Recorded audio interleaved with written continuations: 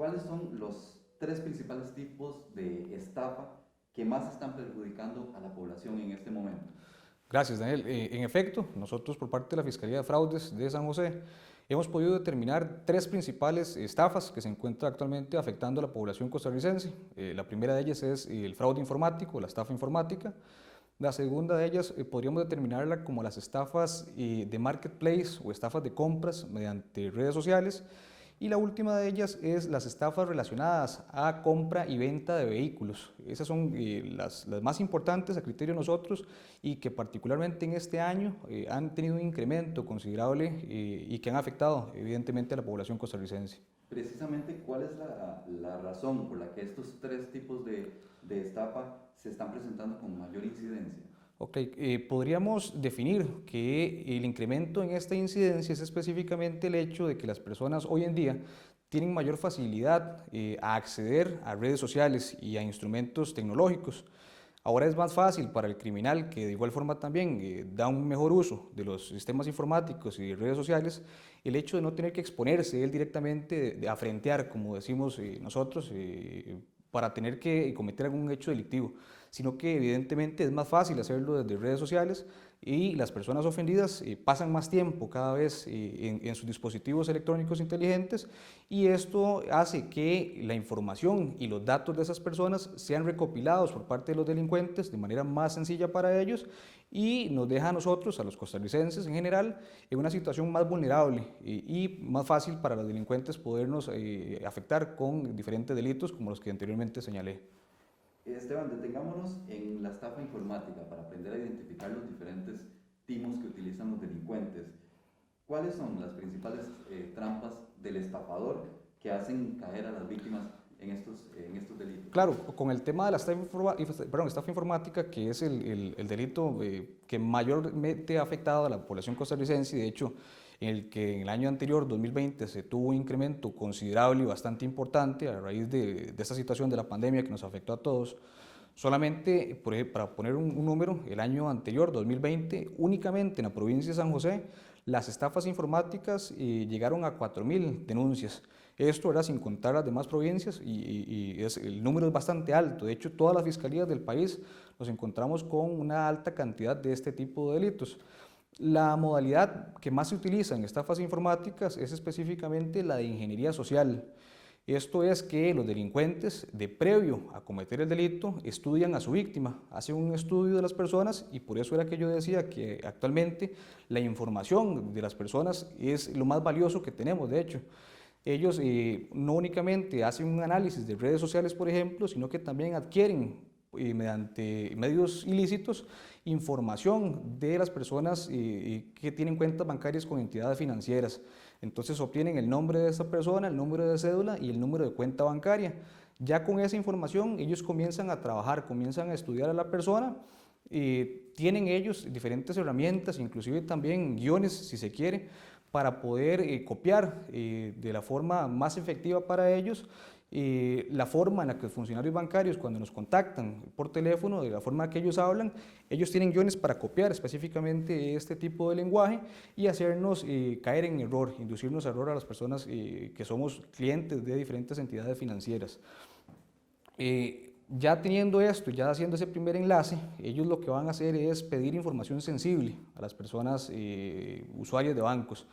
Les van a solicitar, mediante engaño evidentemente, el hecho de que estas personas brinden información sensible de su cuenta bancaria, como lo sería su usuario, y además también eventualmente contraseñas. Ya contando con esto, alguna otra tercera persona, que es cualquier persona que tenga acceso a un dispositivo inteligente, llámese un teléfono, llámese una computadora o bien una tableta, va a poder ingresar al sistema bancario, el sistema informático del banco. Ahí va a manipular los datos que obtuvo ilícitamente mediante ese frenteador, mediante esa persona que engañó a la persona ofendida haciéndole creer que era un funcionario bancario. Ahí va a manipular esta información y va a realizar un traslado de dinero de forma ilegal hacia un cuenta destino, hacia una persona que se prestó específicamente para prestar su cuenta, de que el dinero sea ahí trasladado y posteriormente retirarlo. Esta es, como digo, la modalidad que más están utilizando y por la que mayor cantidad de costarricenses se han visto afectados. ¿Cuál es el perfil del estafador o estafadora que ustedes han detectado en esta modalidad? Con este tipo de delitos, el incremento que tuvimos durante el año 2020, y sabemos que las llamadas se hacían desde centros penales. Dichosamente, por parte del Ministerio de Justicia se activó el tema del bloqueo de señal. No obstante, estas personas tienen prácticamente todo el día para poder idear de qué forma evadir estos controles. Lo han hecho, lamentablemente han logrado evadir esos controles utilizando otros medios tecnológicos que estamos de hecho investigando y que es lo que estamos persiguiendo en conjunto con el organismo de investigación judicial, y logran realizar siempre esas llamadas. Entonces, la persona que funge como frenteador son personas que se encuentran generalmente en centros penales, o bien personas que se encuentran fuera de centros penales que manipulan también datos electrónicos para que su número o el número que aparezca al momento de la llamada sea el número de la institución financiera. Y posteriormente, cuando ya se hace ese traslado al cuenta destino, esa es una persona, como yo indicaba anteriormente, que se prestó, que sabe de hecho lo que está haciendo, el hecho de prestar su cuenta bancaria, es específicamente para que el dinero caiga en esa cuenta y posteriormente ellos retirarlos.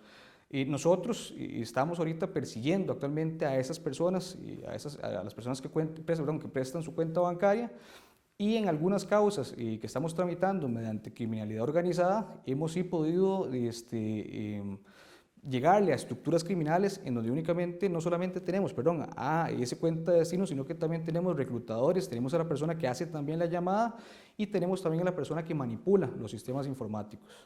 ¿Y existe también un perfil especial que los delincuentes busquen en las víctimas? Mire, con esto, Daniel, la pregunta es muy interesante porque vieras que no tienen un perfil específico. Nosotros tenemos personas ofendidas desde escasos recursos, desde la persona que tiene apenas ingresos o de hecho que se ha visto afectada, por ejemplo, con el tema de la pandemia, que ha perdido su trabajo, o mamás solteras o personas que inclusive reciben becas del Estado en cuentas bancarias, hasta empresas multimillonarias y extranjeras que se han visto afectadas por este tipo de delincuencia. De ahí la importancia entonces de este tipo de espacios para poder llegar a la población en general, poder por parte del Ministerio Público realizar la labor preventiva, que es muy importante, con la intención de poderle explicar a la población las diferentes modalidades que utilizan estos delincuentes y tratar de generar conciencia, de crear a un costarricense más malicioso, más desconfiado y que evite ser víctima de este tipo de estafas. Es decir, la delincuencia de este tipo no No discrimina. discrimina de ningún tipo, exactamente. Hay otro punto que es importante tocar y que usted lo mencionaba ahora. ¿Por qué en ocasiones la llamada de un falso funcionario bancario refleja en el celular o en el dispositivo de identificación de llamadas el número verdadero de la entidad financiera? Claro, en este tipo de casos es tan rentable este tipo de delitos, ellos no tienen que hacer mayor inversión y han obtenido tantísima ganancia que han logrado adquirir en el extranjero software que lo que hace es manipular mediante una computadora, mediante un dispositivo, el hecho de que la llamada que ellos realizan desde cualquier número telefónico, desde cualquier aparato telefónico, registre en el teléfono de la persona ofendida el número de determinada entidad financiera. Eso lo hacen ellos y vamos a ver, el nombre que se le ha dado es el enmascaramiento de números. Y esto definitivamente aumenta la complejidad del fenómeno. En efecto, porque las personas entran en confianza. Estas personas no solamente saben hablar, tienen ese guión que indicaba yo anteriormente y se ganan la confianza de la persona ofendida al brindarle datos certeros de su cuenta bancaria, sino que con solo el hecho de que de entrada el número que usted observe en su teléfono celular sea el número de determinada entidad financiera con la cual usted tiene productos, esto va todavía a generar más confianza en la persona ofendida. Esteban, en caso de que lamentablemente la persona sea víctima de una estafa de este tipo, ¿qué es lo primero que debe hacer? Lo principal es, ante cualquier duda, la mínima duda que usted sienta al momento de esa llamada, lo ideal es que usted cuelgue. En muy pocas oportunidades, las entidades financieras nos van a estar contactando por teléfono para hacernos consultas en cuanto a nuestros movimientos y cuentas bancarias. La generalidad es que nos llamen para ofrecernos servicios, pero no para darnos alertas, eventualmente, por ejemplo, de algún fraude en cuanto a nuestra cuenta bancaria, que es una de los engaños que ellos utilizan para podernos enganchar en cuanto al tema de esta estafa. Entonces lo ideal es que si nos están alertando por parte de una supuesta entidad financiera de un fraude en nuestra cuenta bancaria, lo ideal es que ahí colguemos esa llamada y seamos nosotros mismos quienes devolvamos la llamada al número correcto eventualmente del banco. Ahí vamos a entrar al control de servicio de la entidad financiera y nosotros entonces hacemos la consulta, que no sea directamente el banco o el supuesto banco quien nos facilita esa información, sino que seamos nosotros quienes la busquemos y ahí salgamos entonces ya de dudas si realmente estamos ante una estafa o ante un contacto financiero real. Dentro de este mismo proceso que debe seguir la persona, ¿qué tan probable es que la víctima recupere el dinero que le fue sustraído? Con esto, Daniel, es un tema administrativo.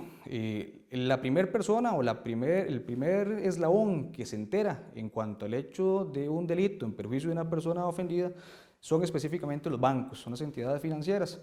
De parte de ellos hemos tenido un gran apoyo, hemos tenido también gran contacto con ellos y de inmediato, cuando se enteran de esa situación o de una alerta de fraude, lo que ellos hacen es congelar el dinero. Esto evidentemente no va a ser así en todos los delitos. Tenemos causas en las que el dinero, y millones de colones de hecho, se han logrado transferir a la cuenta bancaria de una persona ligada a la estructura criminal y logran retirar el dinero. Entonces esto es una situación que es muy variable. No en todos los casos, lamentablemente, las personas ofendidas van a poder recuperar su dinero a menos de que se haya inicialmente congelado por parte de la entidad financiera. Sabemos que todos los casos son diferentes, tienen sus particularidades, pero en términos generales, ¿es difícil o más bien es sencillo investigar este tipo de casos? Como indicaba anteriormente Daniel, nosotros a quien generalmente podemos investigar y podemos identificar plenamente es a la persona a la cual se le hace el depósito del dinero. Y a esa persona la perseguimos en virtud de eso, de que él estuvo de acuerdo en la realización de este delito. Son personas que prestan su cuenta bancaria y posteriormente se presentan ante un cajero automático o bien a un cajero físico a realizar el retiro. Entonces lo tenemos plenamente identificado. En los casos de criminalidad organizada que esto, vamos a ver, significa un mayor trabajo por parte de la Fiscalía, ahí sí podemos llegarle a las estructuras, podemos llegarle a los diferentes miembros de la estructura criminal con diferentes funciones cada uno de ellos, pero sí implica mayor complejidad, evidentemente. Claro. Vamos a hacer en este momento, Esteban, un espacio para atender preguntas que ya hemos recibido. Por ejemplo, a través del correo de la Oficina de Prensa del Ministerio Público hemos recibido algunas consultas que queremos abordar en este momento. Una persona nos pregunta a qué atribuyen que los delincuentes informáticos cuenten con tanta información personal de las víctimas. Claro, con esto, de hecho, es uno de los fines que estamos persiguiendo por parte de la Fiscalía de Fraudes, y es que la respuesta lógica de esta consulta es que existen funcionarios bancarios, tanto de entidades tanto públicas como privadas, que lamentablemente se han estado prestando y forman parte, de hecho, de estas estructuras criminales. Ellos lo que hacen es vender información de las carteras de clientes de las entidades financieras con los datos del nombre, el número de cédula, el domicilio, el teléfono de contacto y el número de cuenta bancaria. Y esto les permite también manejar un perfil de cada uno de los clientes. Los bancos, ellos distribuyen, por ejemplo, los clientes que tienen mayor posibilidad económica a los que tienen un menor estado financiero un poco menos favorable. Esto para los delincuentes es información y datos pues de mucho interés, y la idea es específicamente poder llegar a esas personas. Ahí sí, entonces yo agradecería y haría un llamado de atención también a la población para que en caso de que tengan información acerca de alguna persona que se está prestando para este tipo de cuestiones, algún funcionario que está vendiendo información, nos lo hagan saber. Y para eso, precisamente el OIJ tiene una plataforma que es el Centro de Información Confidencial. Únicamente con ingresarlo en web, en página web, o realizando la llamada, que va a ser totalmente confidencial, no va a saberse quién es la persona que está realizando ese reporte, nos facilitan la información y nosotros vamos a trabajarlo adecuadamente. Bien, antes de continuar con la siguiente pregunta, les invito a dejarnos sus consultas en los comentarios de la transmisión de Facebook para que podamos evacuarlas con don Esteban en este mismo espacio. Lo siguiente, las personas que prestan cuentas para que se deposite el dinero robado a personas honestas tienen castigo. Usted ya lo adelantó, sí, pero hay una consulta. Sí, claro. De hecho, la gran mayoría de causas que tenemos nosotros en trámite en la Fiscalía Adjunta de Fraudes y en las fiscalías territoriales del país, en las diferentes fiscalías que trabajan en el territorio nacional, son específicamente en contra de este tipo de personas. Nosotros tenemos tarea de investigarlo y en caso de que exista prueba suficiente, que es en la gran mayoría de casos, formular una acusación en contra de esta persona y llevarlo de hecho hasta últimas consecuencias. Y en efecto, tienen un castigo. Don Esteban, hay otra consulta. Usted también abordó el tema de manera breve ahora respecto a cómo se puede recuperar el dinero. Tal vez recapitular que se trata de un tema administrativo directamente con la entidad. Sí, inicia como un tema administrativo en cuanto al congelamiento de fondos. El banco lo congela y lo deja ahí para que nosotros, por parte de la Fiscalía y del OIJ, iniciemos con la respectiva investigación y el trámite en cuanto a lo judicial, a lo penal. Ya el OIJ, teniendo la causa, nos alerta a nosotros, a la Fiscalía, acerca del congelamiento de fondos, de que algo se logró congelar en cuanto a esa transacción ilegal, y por parte del Ministerio Público, entonces nosotros hacemos un oficio, un mandamiento hacia los bancos con intención de que se dé la reversión de los fondos hacia la persona ofendida. Hay otra consulta respecto a lo que usted informó de que hay privados de libertad que han logrado evadir el bloqueo de la señal celular en los centros penales. ¿A través de qué método logran hacerlo? Esto es utilizando lo que hemos podido determinar y lo que sabemos de hecho, lo que nos han suministrado información, es haciendo uso de chips extranjeros. Entonces, lamentablemente el sistema tiene una vulneración, tiene un problema y ellos se valen de esta información. Otra de las consultas es respecto a si han detectado y han trabajado casos que involucren a crimen organizado detrás de estas estructuras. Correcto, solamente el año anterior se trabajó 3 estructuras diferentes y se logró un muy buen resultado. Actualmente, de hecho, las personas se encuentran cumpliendo prisión preventiva y la idea es, dentro del menor tiempo posible, poder formular la respectiva acusación en contra de esta estructura criminal. Otra de las consultas, ¿qué pasa si quien recibe el dinero de la transacción fraudulenta está fuera del país? Con esto, nosotros, por parte del Ministerio Público, tenemos una oficina que es la OATRI. Ella se encarga de, específicamente, en caso de que determinemos algún delito que, si bien inicia en territorio nacional, se consuma o tiene por finalidad efectos en otro país, mediante esta oficina nosotros podemos alertarle a ellos para que ellos remitan la causa hacia el territorio en donde eventualmente se hizo el retiro del dinero. Bien, así vamos a dar paso al siguiente tema. Les agradecemos por las consultas que nos han enviado. Vamos a seguir abordando el tema desde distintas ópticas. Estamos hablando, para recapitular, con el fiscal Esteban Aguilar Vargas, de la Fiscalía Adjunta de Fraudes y Cibercrimen, acerca de los distintos tipos de estafa que han detectado en los últimos tiempos y que, como decíamos al inicio de la transmisión, han tenido un impulso importante a raíz de la pandemia, del aumento en el uso de la virtualidad, de que las personas están más en su casa y recurren a hacer trámites desde sus dispositivos inteligentes, desde sus computadoras. Don Esteban, al inicio de la transmisión usted mencionaba que el segundo tipo de estafa más recurrente en la actualidad es el relacionado con compras y ventas a través de Marketplace, esta plataforma de Facebook y además otras plataformas de la misma naturaleza. Con esto no estamos generalizando que todas las ventas y todas las compras que se dan en estas plataformas pues son fraudulentas, y por eso más bien buscamos darle a las personas información útil para que puedan diferenciar entre lo que puede ser riesgoso y lo que es una compra-venta normal. ¿Cómo se puede detectar que quien está comprando o vendiendo un artículo busca cometer una estafa? Claro, Daniel, esto ocurre específicamente por ese fenómeno de que ahora para nosotros el hecho de realizar una venta, lo más fácil y lo más habitual es que lo publiquemos en redes sociales y la plataforma o la red social de Facebook nos ha brindado ese espacio para poder realizar esas ventas, específicamente el Marketplace. De los indicadores que nosotros podemos determinar por qué se da este tipo de estafas, tanto en ventas como en el hecho de las compras, es, vamos a ver, cuando yo estoy interesado en comprar un artículo que se encuentra publicado en Marketplace y, por ejemplo, el precio es muchísimo inferior al precio que realmente tendría determinado artículo, ya eso podríamos decir que es una primera señal de alerta.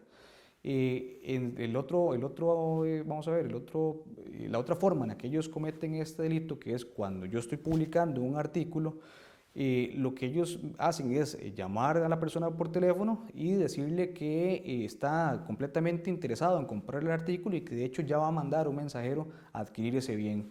Bienes desde cualquier tipo de valor, ¿verdad? Lo que más les interesa eventualmente a ellos son dispositivos electrónicos o cuestiones que son fáciles de colocar en el mercado negro, porque la realidad es esa. Y esas personas mandan evidentemente a un mensajero de alguna también aplicación, que ahora todo se hace específicamente por medios electrónicos, para retirar ese artículo en su casa. De previo le han mandado un depósito bancario o un SIMPE con un comprobante que es alterado, no es un comprobante real, y remiten a ese mensajero a retirarlo. Una señal de alerta y lo que las personas pueden detectar ahí para darse cuenta de que están en presencia de una estafa es el hecho de que difícilmente una persona va a adquirir algún bien, el que sea, sin ni siquiera haberlo revisado o haberlo visto o haber tenido un contacto directo con la persona que se encuentra vendiendo ese artículo. Eso, como digo, es la principal señal en relación a ese aspecto de las ventas. Claro, principios básicos que nadie va a comprar algo Efectivamente, sin haberlo haberlo revisado. claro. Respecto al tema de SIMPE, ¿cómo logra el delincuente alterar el comprobante de SIMPE móvil?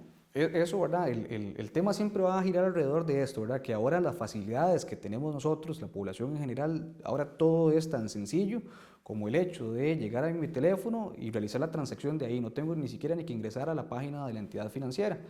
Lo que ellos hacen es, mediante cualquier pantallazo, como lo conocemos, de algún depósito simple, lo alteran y esto es mediante aplicaciones de teléfono o inclusive hay teléfonos que permiten desde la galería de imágenes poder modificar, poder editar las fotografías. Ahí ellos editan la fotografía o borran los datos de la anterior transacción y consignan información falsa. Se lo remiten a la persona ofendida, quien va a creer de que realmente le hicieron ese depósito, esa transacción, y lamentablemente va a facilitar el artículo.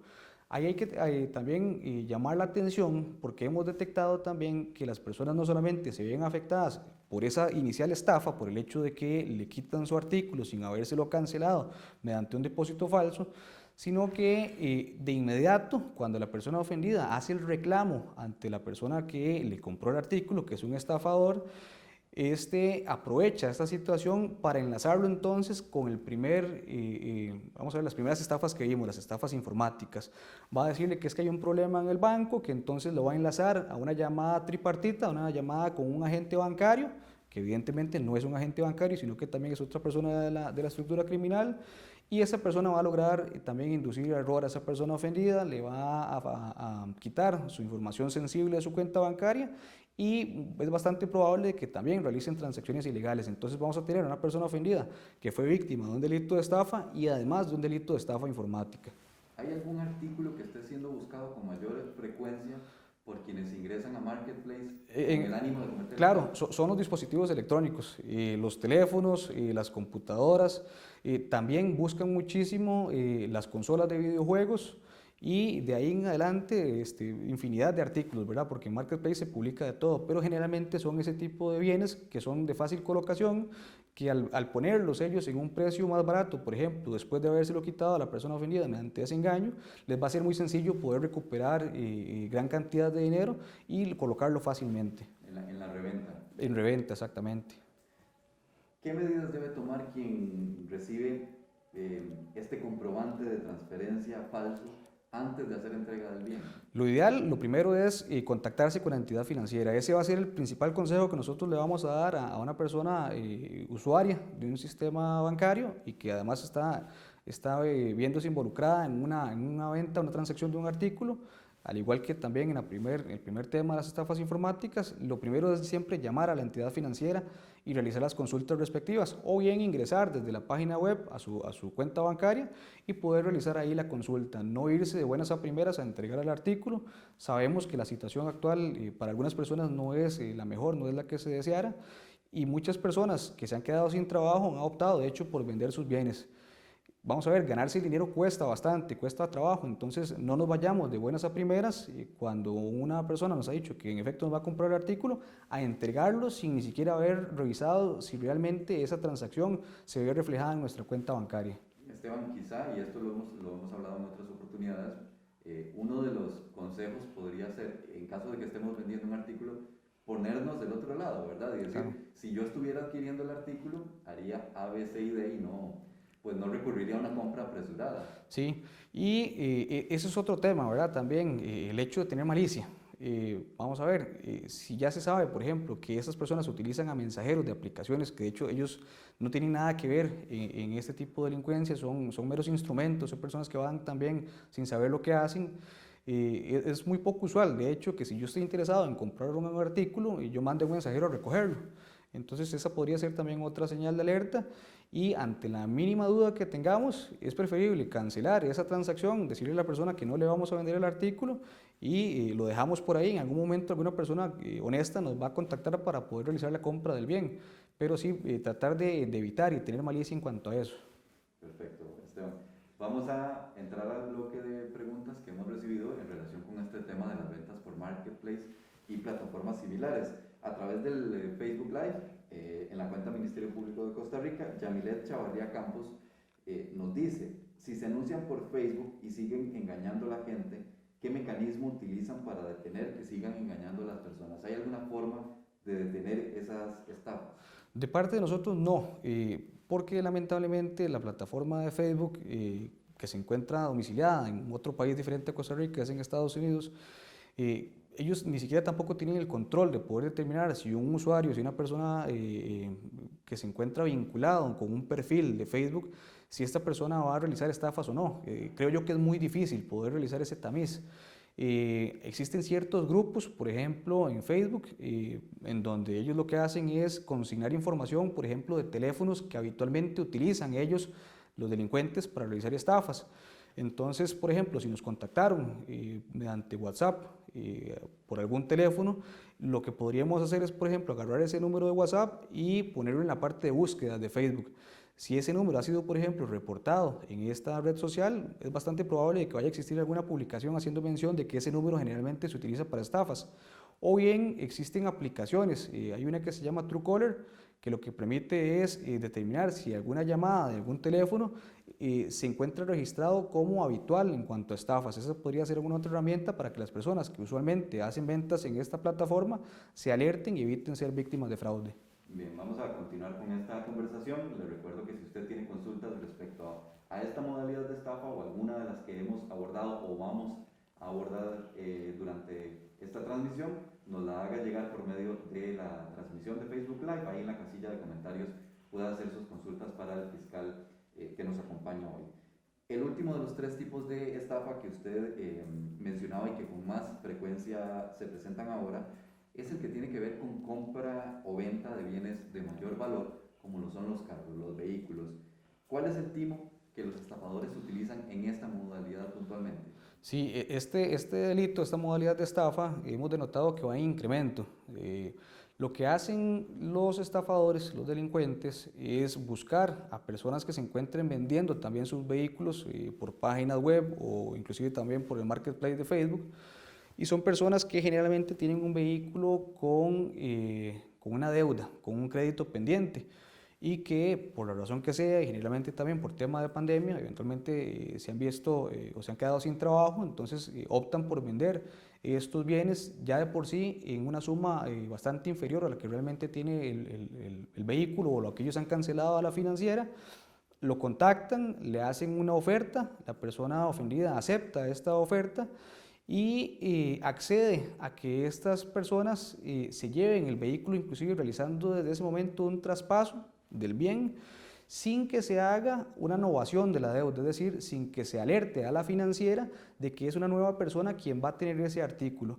Entonces, lamentablemente, la persona ofendida va a quedar aún con esa deuda pendiente ante la financiera y va a ser él el que va a tener que seguir enfrentando esa deuda que subsiste hasta que se culmine la misma, ¿verdad? Esa es la primera modalidad. La segunda que se ha podido determinar también es que actualmente, también por la existencia de diferentes aplicaciones de transporte, hay personas que se dedican a alquilar vehículos para que específicamente se trabajen en estas plataformas. Entonces, ellos se lo facilitan a los conductores y esos conductores que son estafadores, son personas que se dedican a esto, hacen reventa de esos vehículos engañando a las personas que los adquieren. Les hacen creer de que el vehículo es de ellos, por ejemplo, o de que el vehículo ni siquiera tiene una deuda con una financiera y al final de cuentas la persona se entera de que existía una deuda y de que el vehículo no le pertenecía, perdón, a quien inicialmente con ellos o con quien ellos contactaron realmente. Y entonces la persona propietaria del vehículo va a reclamar evidentemente ese bien y la persona que pagó por este se va a quedar sin el mismo y lamentablemente va a ser víctima de una estafa. Esto, como digo, hemos denotado que va en incremento a raíz específicamente del hecho de que ahora es muy fácil acceder a créditos de vehículo. Esteban, he notado que el común denominador en estas modalidades de estafa es el contacto que se da entre las personas y me parece sumamente útil lo que usted mencionó respecto a esta aplicación para identificar si el número desde el que nos contactan ha sido pues señalado como un número sospechoso de estafas. Retomemos cuál es la aplicación y dónde se puede descargar. Se llama Truecaller y podríamos descargar esta aplicación desde la plataforma, perdón, desde la sección que tenemos en nuestros teléfonos, dependiendo de la marca del mismo, para descargar aplicaciones, y se llama Truecaller. Eso, como les digo, se alimenta de información que otros usuarios han consignado, por ejemplo, que han sido lamentablemente víctimas de estafa.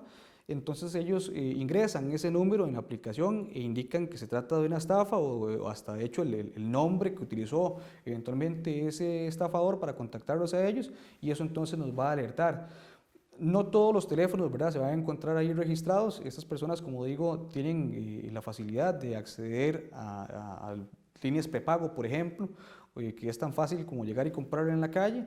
Entonces van a haber bastantes teléfonos que no se encuentran ahí registrados, pero ahí tenemos entonces que hacer uso de las otras herramientas o de los otros consejos que hemos brindado durante esta entrevista, que es específicamente el hecho de tener malicia, de las señales de alerta, y ahí entonces finalizar la llamada y finalizar la transacción que eventualmente nos están buscando hacer. Perfecto.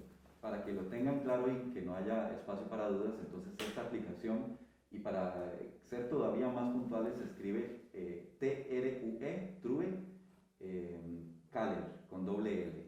True Caller con doble L, así la pueden buscar en las aplicaciones para descargar este tipo de plataformas que definitivamente pueden ser de suma utilidad para evitar pasar por un trago amargo de este tipo. Ustedes conocen, retomando el tema de la compra y venta de vehículos, si hay algún modelo de preferencia para los estafadores en la comisión de este tipo de estafas. Sí, son modelos que son de fácil colocación. Las financieras, en cuanto a compra y venta de vehículos, por ejemplo, usados, que son las financieras son las que realmente se han visto también mayormente afectadas, ellos prestan dinero para vehículos superiores a 2014.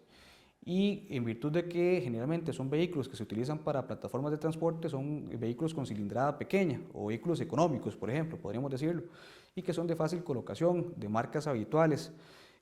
Aquí lo ideal y el llamado de atención que se le hace a las personas ofendidas cuando van a realizar algún tipo de transacción es que siempre realicen esa negociación en presencia de representantes de la financiera.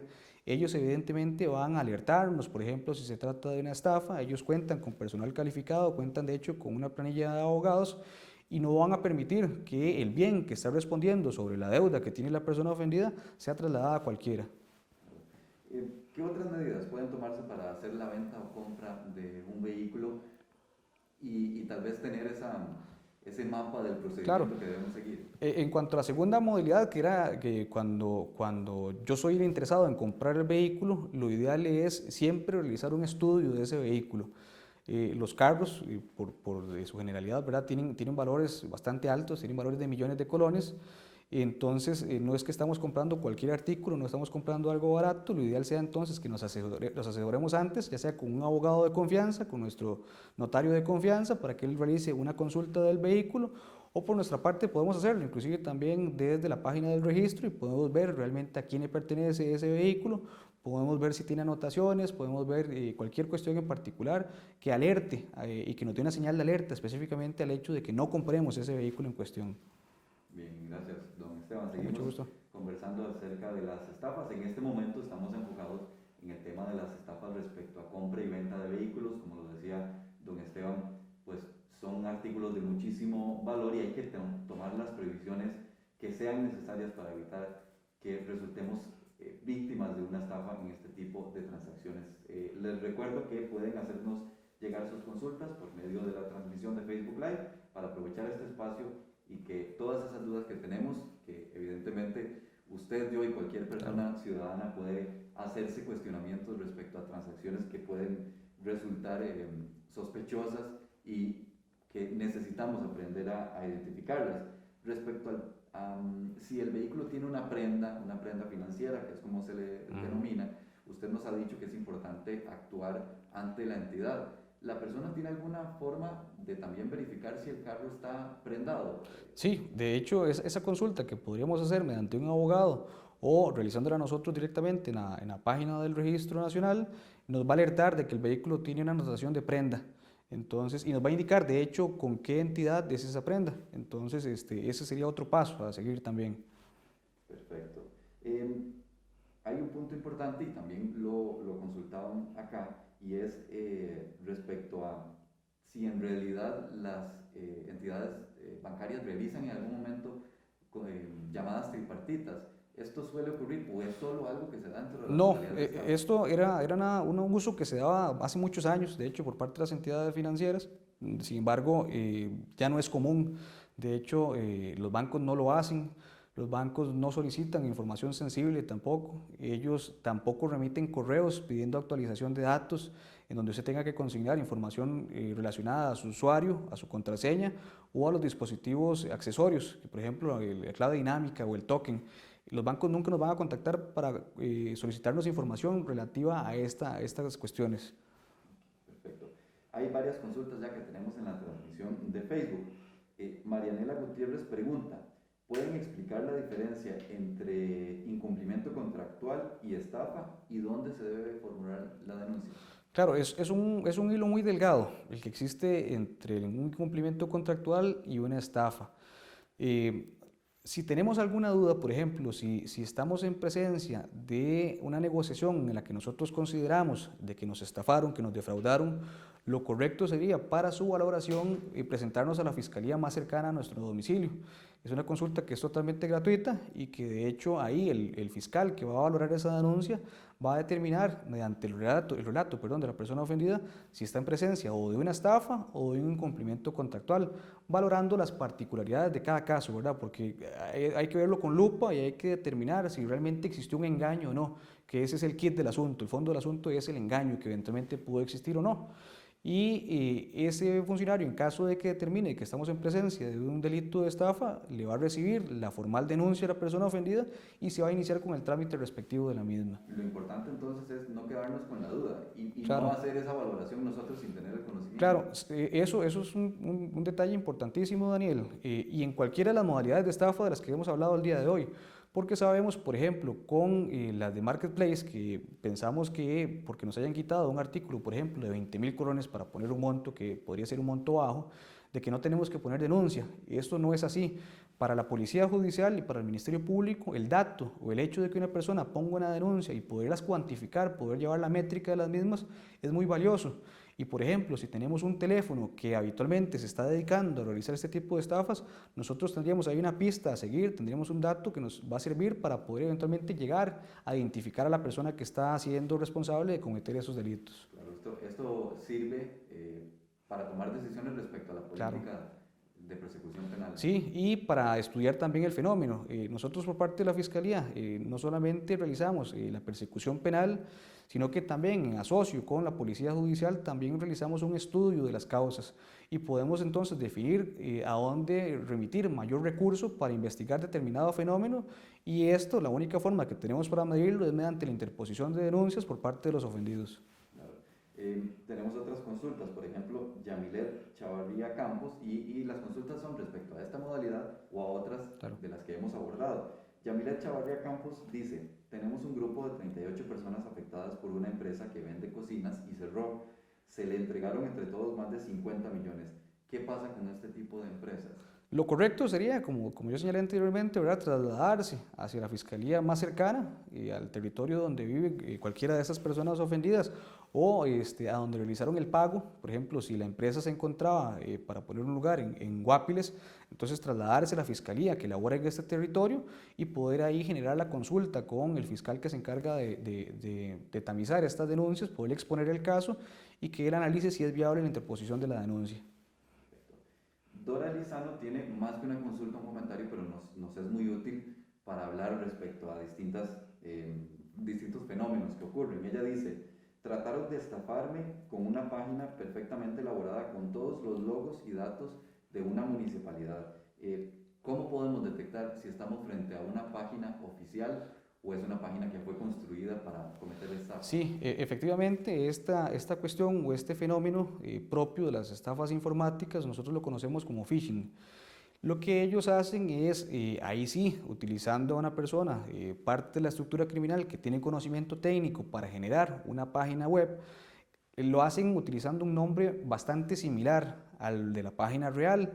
Va a variar, por ejemplo, en cuanto a la terminación, no va a ser, por ejemplo, .cr, sino .org o eventualmente .com.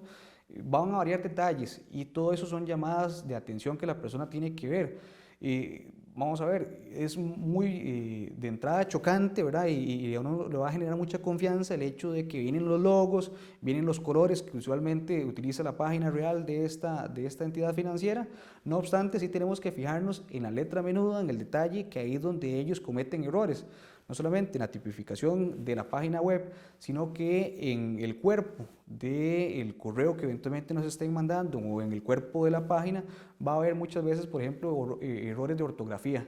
Eso es evidentemente otra señal de alerta que tenemos nosotros que tener, y ahí de inmediato, si fue un correo o si fue un acceso, por ejemplo, que hicimos nosotros a un link que nos remitieron, inmediatamente cerrarlo y de seguido de una vez llamar a la entidad financiera para consultar en cuanto a los movimientos que se hayan realizado o no de nuestra cuenta bancaria. Puede ser que este tipo de página sea menos elaborada que la página real, es decir, que solo estemos frente a una pestaña y no diferentes opciones de navegación. Son menos elaboradas. Dichosamente, el MISID ha realizado una labor bastante también buena, que es detectar estas páginas. Son las entidades financieras, de hecho, quienes les avisan al MISID acerca de la existencia de alguna página que trate de simular, sea la de ellos, y de inmediato, mediante los profesionales que tiene el MISID, ellos proceden a bloquear esas páginas y eliminarlas de la existencia de la red web. Doña Dora nos habla del caso de una municipalidad. Hemos sabido también, y así lo hemos comunicado en el Ministerio Público, respecto a otras situaciones, por ejemplo, con tiendas de venta de electrodomésticos. En este caso también hay que prestar atención a todo sitio en el que se pueda dar una transacción económica. Claro, desde el momento en que nosotros nos solicitan, por ejemplo, ingresar un dato de nuestra cuenta bancaria, o desde el momento en el que la transacción eventualmente de dinero pueda ser por medios tecnológicos, tenemos que ser muy quisquillosos con eso, tenemos que corroborar toda la información y por eso yo digo, lo más fácil, y si estamos haciéndolo desde el aparato telefónico, lo más fácil y lo correcto es llamar por parte de nosotros, que no sean ellos quienes nos contacten, la entidad que sea así, por ejemplo, una empresa dedicada a la venta de electrodomésticos, seamos nosotros los que llamemos y corroboremos si la información es real, de previo a que hagamos cualquier movimiento o recibamos eventualmente cualquier movimiento financiero. Estamos por terminar las consultas que hemos recibido, así que para aprovechar el conocimiento y la experiencia de don Esteban, fiscal de fraudes y cibercrimen, le invitamos a hacer las consultas para sacar provecho de este espacio antes de que cerremos la transmisión. Hay una consulta de Marianela Gutiérrez. Ella dice: una empresa constituida e inscrita que firma contratos con muchos vicios legales, recibe dineros como adelanto y no entrega el bien, y además se deja el dinero y luego dice que es incumplimiento contractual, pero después cierra el local y elimina los números de teléfono y desaparece del mapa. ¿Eso se puede ver como estafa? Con eso, como yo decía anteriormente, ¿verdad? Es una cuestión que es muy propia del caso, es muy subjetiva y que debe ser analizada con detalle por parte de un fiscal que pueda analizar en el momento de la valoración de la denuncia todo lo que conlleva eventualmente esos movimientos o esos depósitos de dinero. Entonces no solamente significa esto, que por el hecho de que hayan cerrado el espacio físico, hayan quitado rótulos o hayan bloqueado números, que ya de por sí eso sea una estafa. Hay que analizarlo muy en particular, hay que analizar inclusive el contrato como tal, ver qué cláusulas contiene o no, y para poder realizar entonces esa diferenciación, si estamos ante un incumplimiento contractual o bien ante una estafa.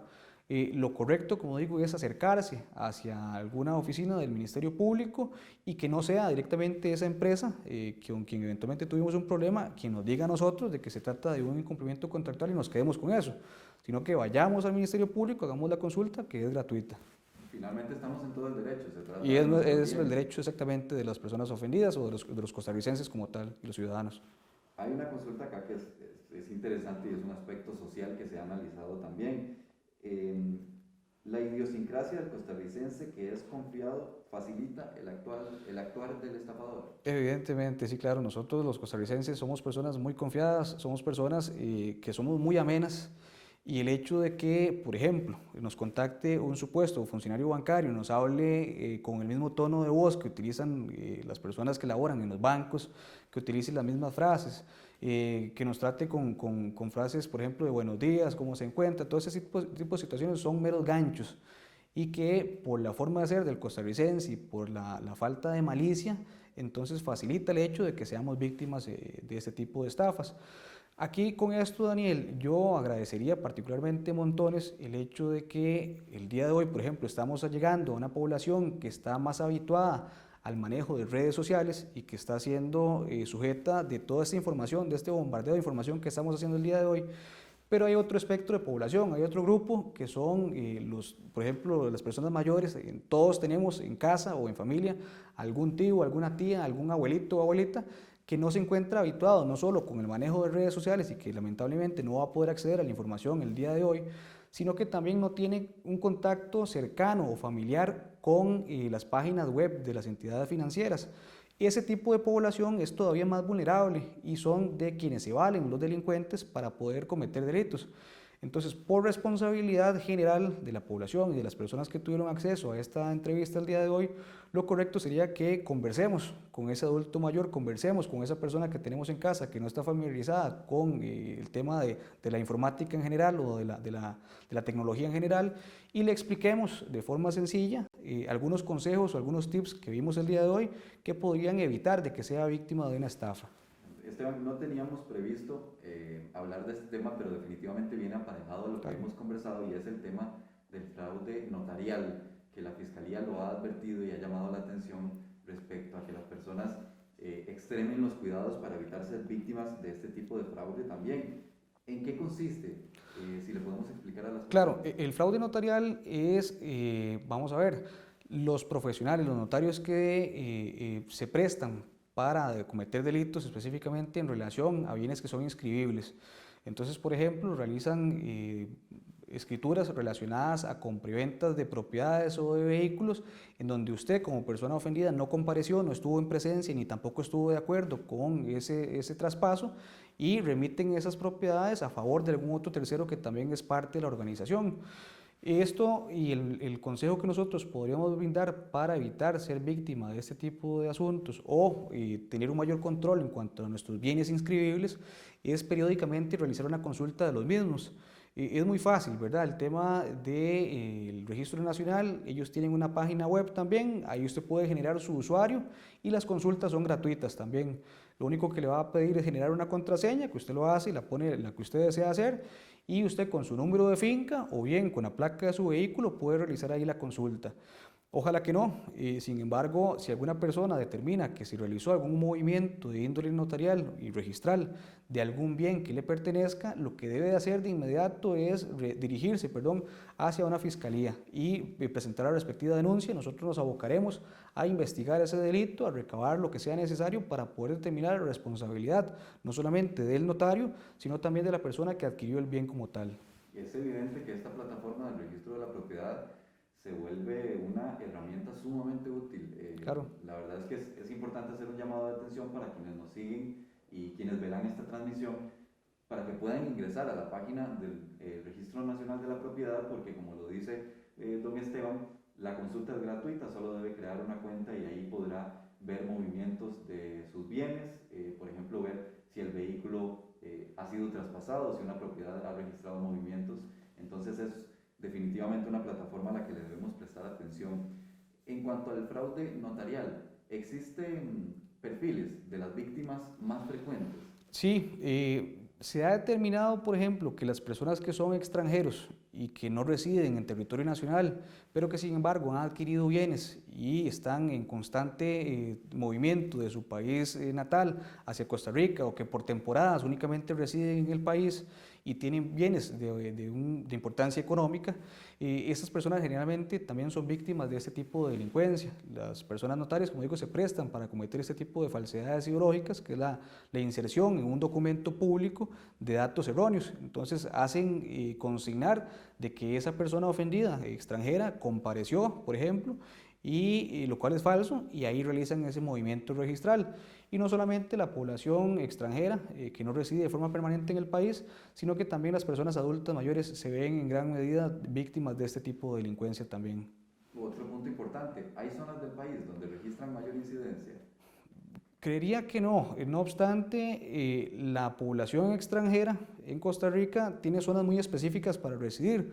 Podríamos hablar, por ejemplo, de la zona alta de Heredia, de la zona de Atenas, de las zonas residenciales de mayor nivel económico del país, en donde ellos tienen bienes y en donde podrían realizarse este tipo de movimientos de índole registral. ¿Qué medidas podemos tomar para evitar que una propiedad nuestra pase literalmente de la noche a la mañana a manos de otra persona sin que haya mediado una venta o un traspaso legal? Lo correcto, y lamentablemente con eso no tenemos la posibilidad de darnos cuenta cuándo se va a dar, ¿verdad?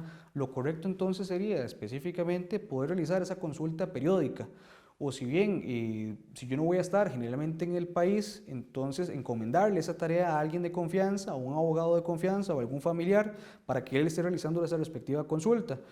Nos vamos a enterar también, no solamente realizando la consulta en la página del Registro Nacional, sino que cuando nos presentemos trimestralmente o anualmente, de conformidad como lo hagamos, ante el respectivo municipio a pagar los impuestos territoriales, ahí también nos vamos a dar cuenta si realmente la propiedad sigue a nombre de nosotros o no, o si lamentablemente se dio algún tipo de movimiento.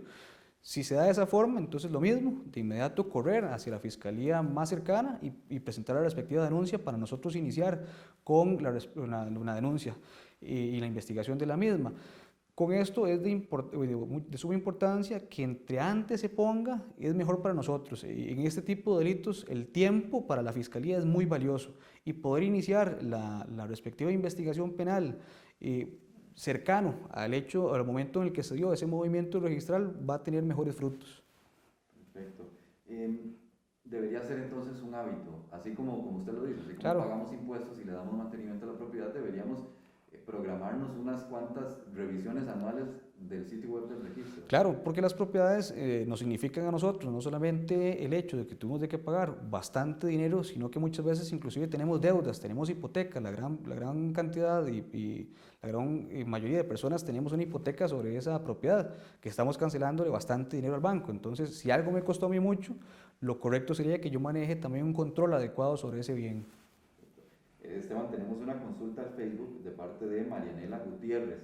Dice que una vez hecha la denuncia, lo que usted decía, ante la Fiscalía, ¿cuál es el proceso en caso de que sean varias denuncias contra la misma persona? ¿Qué hace el Ministerio Público o las personas denunciantes deben decir que ya existen otras denuncias?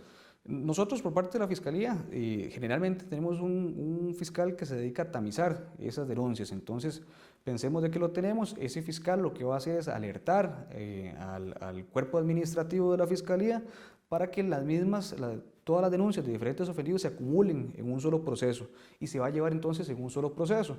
En caso de que no exista algún fiscal tamizador, lo correcto sería que la persona ofendida alerte de que ya existe una denuncia previa, por ejemplo.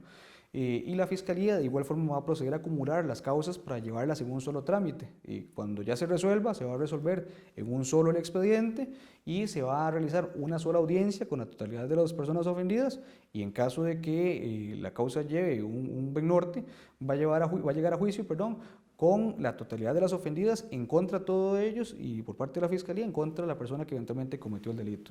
Otra alternativa que tienen las personas es presentarse ante el OIJ también. También, en caso de que se desconozca quién cometió el delito, el OIJ, los compañeros de las delegaciones regionales y la recepción de denuncias del OIJ de San José, la labor de ellos es específicamente recibir denuncias cuando se ignora, cuando se desconoce quién fue la persona que cometió el delito.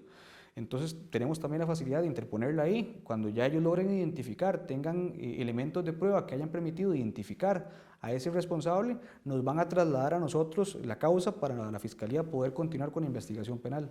Esteban, ha sido amplia la conversación que hemos tenido, pero me parece antes de cerrar que es importante hacer una recapitulación, hacer una especie de resumen Claro. con las personas, una síntesis de cuál es la principal recomendación que usted da. Usted hablaba de tener malicia, de estar pendiente de nuestros bienes. ¿Cuáles esos pasos a seguir que podemos indicarle a las personas que son sanos para evitar ser víctimas de estafas? Claro, lo primero sería ser desconfiado y ante cualquier duda culminar la llamada o finalizar la transacción que estemos realizando. Lo otro sería ser muy incisivo, muy quisquilloso con nuestros bienes de carácter o que son inscribibles, poderlos revisar periódicamente, tener esto como una habitualidad que lo vayamos a hacer. Y el hecho también de cuando adquiramos bienes, hacerlo como corresponde, hacerlo con las formalidades del caso.